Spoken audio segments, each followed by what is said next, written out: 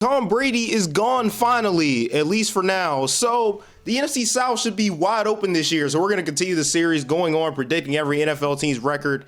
And we're almost at the end, second to last one. This will be the NFC South.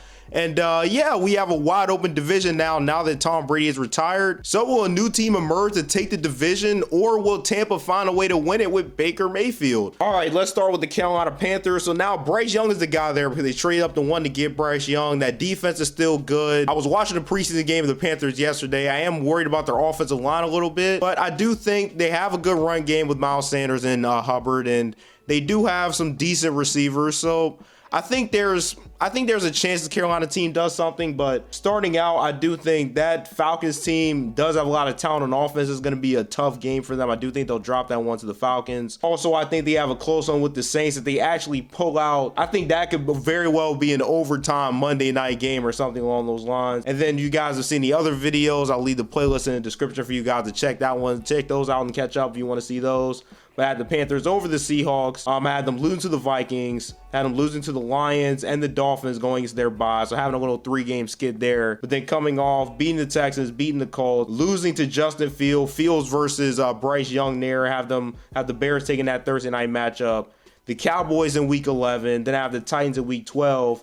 And then going on, this is why I think they kind of pick up some steam. Bryce Young's getting comfortable at this point. So I had them over the Buccaneers. And then I will have them dropping that second matchup to the Saints. The Saints, I think the Saints right now might have a better roster, so I can't imagine them taking 2 over the Saints. But they take one over the Saints there. I think they do take that second one over the Falcons there and kind of get their revenge. And then as previous videos, I have them over the Packers. Over the Jacksonville Jaguars, I think is going to be an upset. And I think the Jaguars have the division wrapped up by that point, so maybe they kind of take their foot off the gas there. And then I have the Panthers taking that game over the Buccaneers in the second one as well.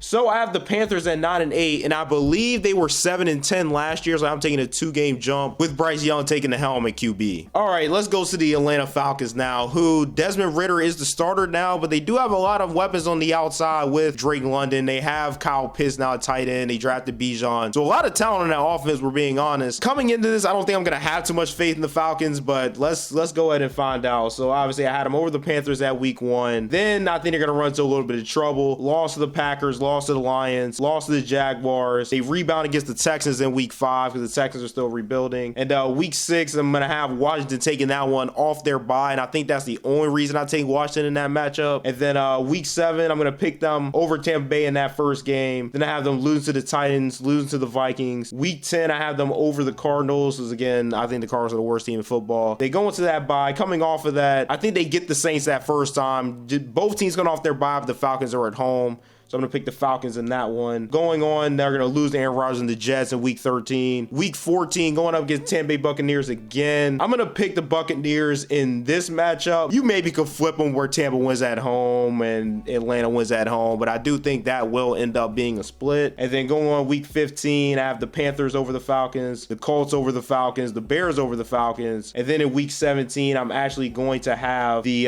New Orleans Saints as well in that matchup because I don't see a team winning that matchup twice. So I have the Atlanta Falcons at 5-12, which again, I'm not very high on the Falcons, even though I see the offensive weapons, and they did add Jesse Bates. It did add some pieces on the defensive side of the ball too, so they are a lot better of a team. I don't know. I see the Saints and even the Panthers having slightly better rosters. All right, so let's go on to the Saints now, who again, now Derek Carr is the quarterback now. So they had a couple quarterback issues last year, and that might be fixed going on. In Dennis Allen's second year now as the head coach, we'll see what happens with them. I have them winning that opening matchup against the Titans, losing to the Carolina Panthers, losing to the Packers in week 3. And then I have them, again, beating Todd Boyle's coach, Tampa Bay Buccaneers in week 4. Week 5, New England Patriots. That should be a very good game, a very competitive game. But I'm going to take the Patriots in that one and Bill Belichick. Then I have them rebounding again against the Texans. Week 7, I think they're going to upset Jacksonville again. I think Jacksonville's going to be very good this year. That just seems like one of those matchups that I feel like can go in the Saints' favor, especially with them being at home. It's always tough to play in the Superdome. I'm going to take the Colts that next week, and then Justin Fields and the Bears the week after that, so I have them in a little 2-game skid. And then week 10, I'm going to take the Saints over the Minnesota Vikings going into their bye. Then coming off of it, I had that loss, the Atlanta Falcons, of course. And then I think they'll beat the Detroit Lions, even with the Lions coming off of their bye. The win over the Lions, win over the Panthers. Then think they're going to drop that one to the New York Giants there. And then going on, I think this is when the Saints make their real playoff push, make that last push, get into the playoffs. So I'm going to pick them to win over the Rams. They have a little mini bye there. So when I said the Lions, that was a mini bye, not an actual bye. So in the mini bye, I have the Saints taking that one over Tampa Bay Buccaneers and then getting their revenge over the Falcons in that last matchup. So I have the Saints at 10-7. All right, and most of Tampa Bay's schedule is already done, but like I said before, with Baker Mayfield now taking over, you win 8 games with Tom Brady. You go from Tom Brady to Baker Mayfield, and I get Baker had a couple good games with the Rams. I don't think they really have the coaching there of a Sean McVay. So going over their schedule, a loss to the Vikings, loss to the Bears, loss to the Eagles, loss to the Saints, loss to the Lions, and then loss to the Falcons, lost to the Bills and the Texans. So I have them starting out at 0-9, crazy enough. I think they get their first win in sort of an upset victory over the Titans. So week 11, I have the 49ers beating them. Then I have them taking a win over the Colts, losing to the Carolina Panthers after that, taking that first game against the Falcons, and then go on to week 15, dropping that one to Jordan Love and the Packers. Obviously, they won't beat Trevor Lawrence and the Jaguars. Then the Saints off their mini bye, then I have the Panthers winning that one. I have the Tampa Bay Buccaneers at 3-14, and I think Todd Bowles get fired and they'll start over after this year. So looking at the standings, I have the Saints taking the division at 10-7 with the Panthers 1 game behind at 9-8. And then this might surprise a lot of you guys. I know a lot of people are high on the Atlanta Falcons, but I have the Falcons at 5-12, and then I have the Tampa Bay Buccaneers at 3-14. So let me know what you guys think about my picks in the comments, and I'll see you guys for the last one on the AFC West.